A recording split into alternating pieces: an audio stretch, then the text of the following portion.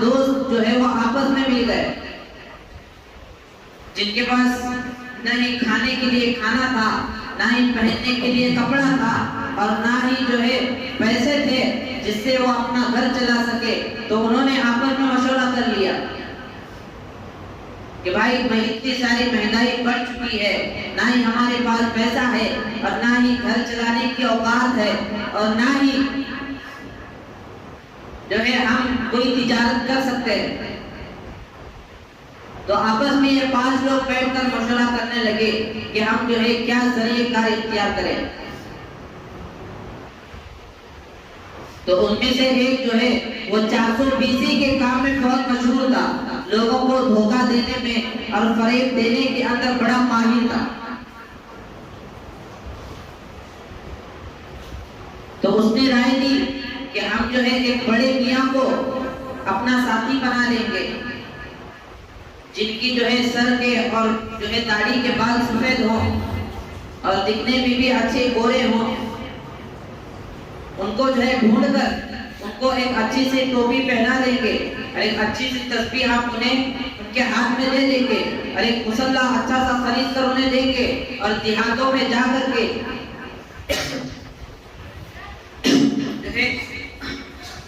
हम इन्हें यूं बहकावे में लाएंगे कि ये कौन है, ये नबी सल्लल्लाहु अलैहि वसल्लम के बड़े चहीते हैं और नबी सल्लल्लाहु अलैहि वसल्लम की रोजाना जियारत करते भी हैं और लोगों को करवाते भी हैं, और ये जमाने के जिंदा वली हैं। ये बातें जो है हम लोगों के दरमियान जाकर के बता देंगे और हम इन्हें वली का भेष जो है बना करके लोगों के दरमियान लाएंगे और उनके चंदों के पैसों से हम क्या करेंगे, अपना गुजारा कर लेंगे। अब ये निकले एक बूढ़े मियाँ की तलाश में। तो एक जैसे कि उन्हें चाहिए था वैसा आदमी उन्हें मिल गया और उनसे कहा कि हम जो है आपको खाना भी देंगे, हम आपको पहनने के लिए कपड़े भी देंगे और रहने के लिए मकान भी देंगे और ऊपर से कुछ पैसे भी हम आपको दे देंगे। अब वो जो बूढ़े मियाँ थे वो खुश हो गए कि घर में तो औलाद लात मार के हकाल रही है, यहाँ पर तो खाना भी मिल रहा है, पैसे भी मिल रहे हैं, रहने के लिए मकान भी है, साथ में इज्जत भी है और पैसे भी मिल रहे हैं। तो ये बूढ़े मियाँ उनके साथ बोलिए। अब ये लोग चले गए एक देहात में।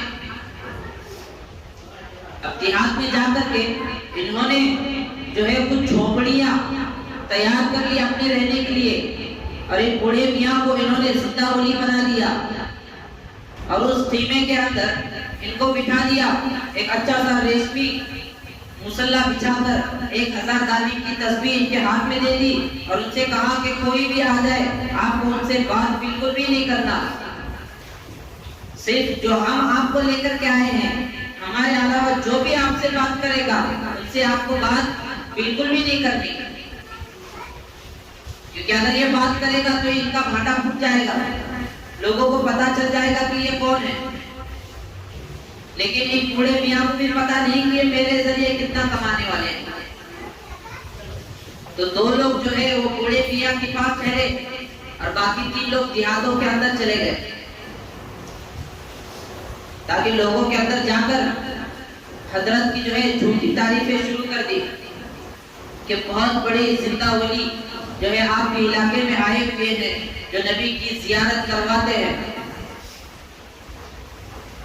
और किसी से बात भी नहीं करते, सिर्फ अल्लाह और अल्लाह के धुन में लगे हुए रहते हैं। तो लोगों को बड़ा शौक हुआ मिलने का कि इतने बड़े वली हमारे देहात में हमारे गांव में आए हुए हैं। तो इन्होंने इश्तिहार छापे कि फला दिन जो है हजरत नबी सल्लल्लाहु अलैहि वसल्लम की जियारत जो है कराने वाले हैं। तो जिन लोगों को नबी की जियारत करनी है वो लोग जो है उस वक्त में आ जाए। लेकिन इन्होंने एक शर्त भी रख दी कि नबी की जियारत हजरत कराएंगे, लेकिन नबी की जियारत किसको होगी? अब इनको तो 420 ही करनी है, इन्हें तो सिर्फ माल और मता लूटना है, अपना धंधा अपना घर चलाना है। तो इन्होंने शर्त लगा दी कि जो सिर्फ एक बाप का जना हुआ होगा सिर्फ उसी को नबी सल्लल्लाहु अलैहि वसल्लम की ज़ियारत होगी, और जो एक से ज़ायद के बापों से जना होगा उसे नबी सल्लल्लाहु अलैहि वसल्लम की ज़ियारत नहीं होने वाली। अब तमाम लोग जो है जमा हो गए, अब लाइन लगा करके खड़े हैं। अब सबसे पहले जो लाइन में खड़े थे वो गांव के सबसे बड़े नवाब थे,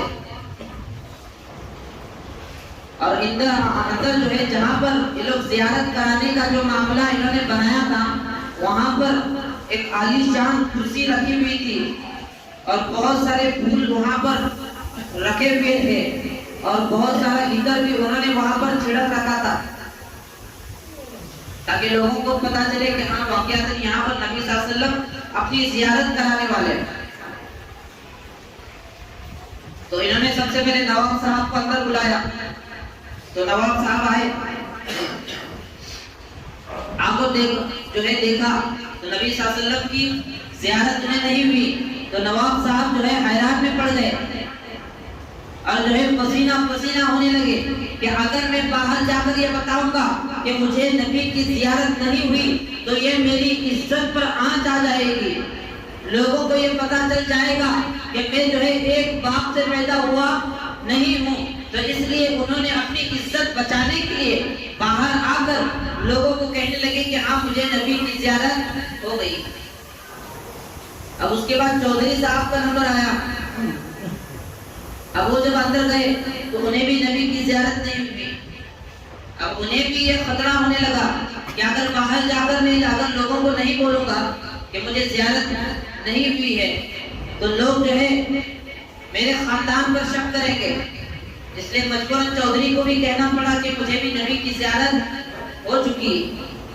अब जितने लोग जा रहे हैं सब लोग अपनी इज्जत बचाने के लिए और अपना खानदान बचाने के लिए झूठ कह के बाहर निकल रहे हैं कि मुझे नबी की ज़ियारत हो रही है। लेकिन इन्होंने ये जो अपना धंधा बना रखा था अपना पैसा कमाने के लिए और जो है घर चलाने के लिए, इस बात का एहसास उन्होंने लोगों को होने नहीं दिया।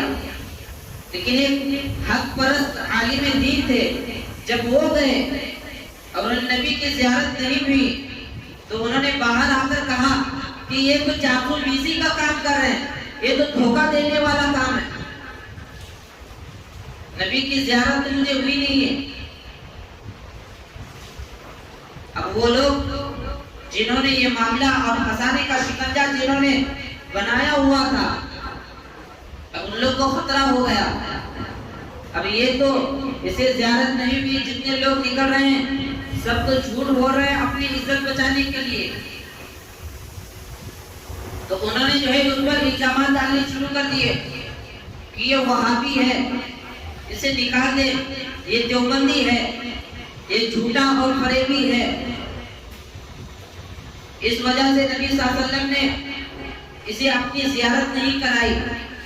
इस तरह से कहकर उन्हें धक्के देकर वहां से निकाल दिया। तो इस तरह से 420 के जो काम चल रहे हैं ये सारे